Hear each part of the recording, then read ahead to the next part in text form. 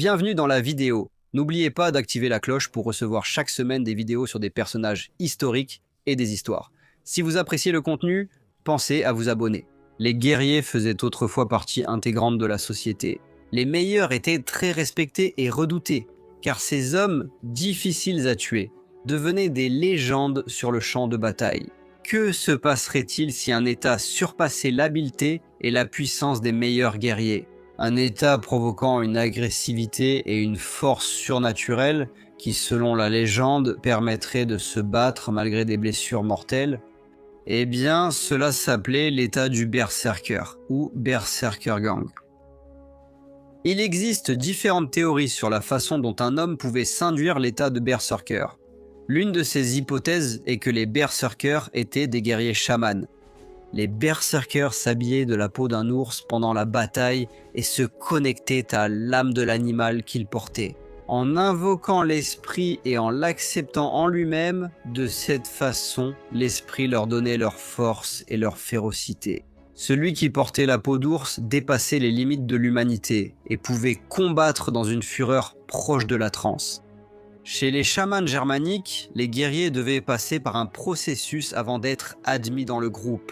Ils partirent dans la nature sauvage et vivaient comme leur animal totem, qui dans ce cas est un ours, et ils se nourrissaient en chassant, en cueillant et en faisant des raids. Afin de se lier au monde sauvage et d'abandonner leur humanité, le chaman ne serait plus un humain ordinaire, mais un homme ours. Les Vikings n'étaient pas les seuls à entrer dans l'état de Berserker, mais ils allaient devenir célèbres pour cela. Comme cela est mentionné dans de nombreuses sagas et même dans la chronique anglo-saxonne. Les techniques derrière l'invocation de l'animal totem et les rituels se sont perdus avec le temps et nous ne savons plus comment atteindre cet état de transe. Cependant, Saxo Grammaticus nous laisse un indice sur un rituel dans le Gesto Danorum qui dit « Approche ta gorge de son sang qui coule et dévore le festin de son corps avec des mâchoires voraces. Alors une nouvelle force pénétrera ton corps, une vigueur libérée viendra dans tes muscles, une accumulation de puissance solide imprégnera chaque fibre. » Ainsi, le rituel pouvait inclure boire le sang d'un ours abattu, puis festoyer de sa chair. Les chamans guerriers transmettaient sans doute leur savoir, mais en l'an 1015, Jarl-Erik Håkonsson a interdit les berserkers. Cela était principalement dû au fait que les berserkers gagnaient leur vie en défiant des hommes en duel, en les tuant, puis en prenant leurs biens et leurs femmes. Une personne normale, incapable de puiser dans l'esprit de l'ours, n'aurait aucune chance face à un berserker, et cela était bien connu en Scandinavie à l'époque. De plus, à cette époque, la christianisation du monde viking avait commencé, avec de nombreux adeptes d'Odin se tournant vers le Christ.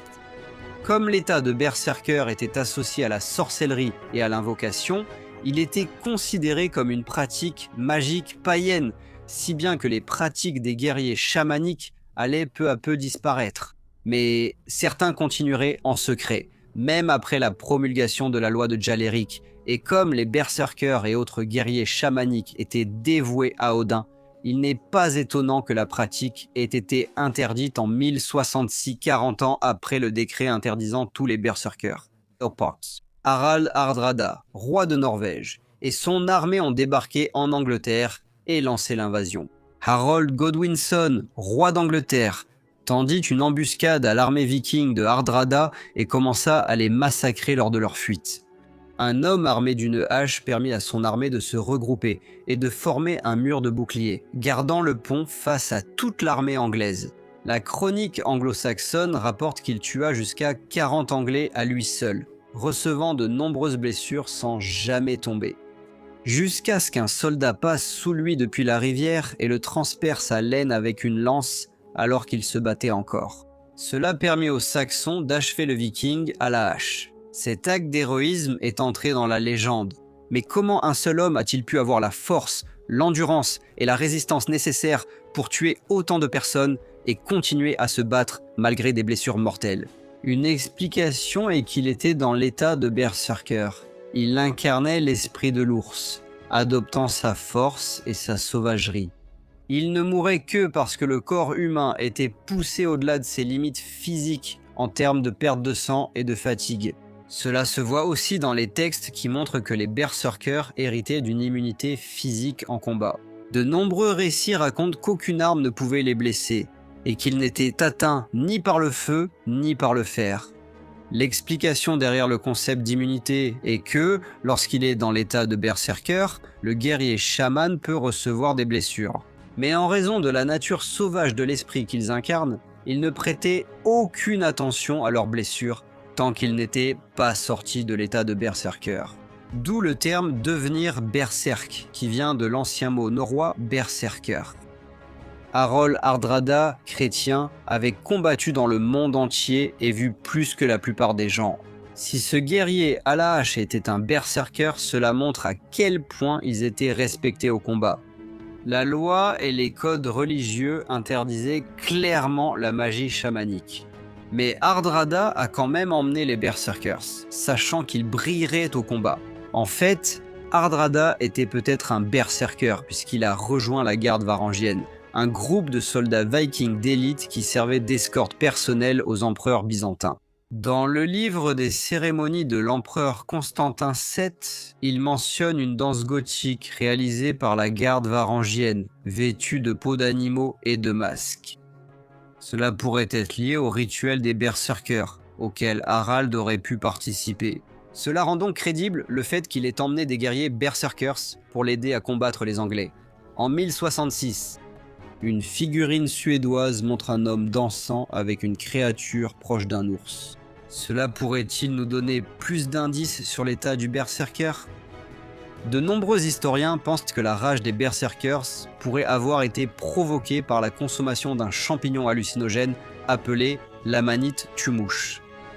D'autres pensent qu'ils auraient pu consommer de grandes quantités d'alcool ou une combinaison des deux. Une autre théorie a été proposée. Comme des graines appartenant à la plante Jusquiam ont été retrouvées dans une tombe viking, les effets de cette plante, si elle est ingérée par l'homme, sont des hallucinations et de l'agitation. On dit que les effets durent 3 ou 4 heures et que les effets secondaires peuvent durer jusqu'à 3 jours. Cela pourrait avoir du sens, car la crise de folie appelée l'état de berserker a été décrite dans les sagas, dit-on. Cela commençait par des frissons, des claquements de dents et un froid dans le corps, puis le visage enflait et changeait de couleur. Avec cela venait une grande impulsivité, qui finissait par se transformer en une grande rage. Sous cet état, ils hurlaient comme des bêtes sauvages, mordaient le bord de leur bouclier et abattaient tout ce qu'ils rencontraient, sans distinguer amis ou ennemis. Lorsque cet état cessait, une grande torpeur de l'esprit et une faiblesse s'ensuivaient, pouvant durer 1 ou plusieurs jours. Ces effets ressemblent beaucoup à ceux d'une montée suivie d'une descente, une fois que l'effet de la Jusquiam ou de la combinaison de Jusquiam avec des champignons s'était dissipé.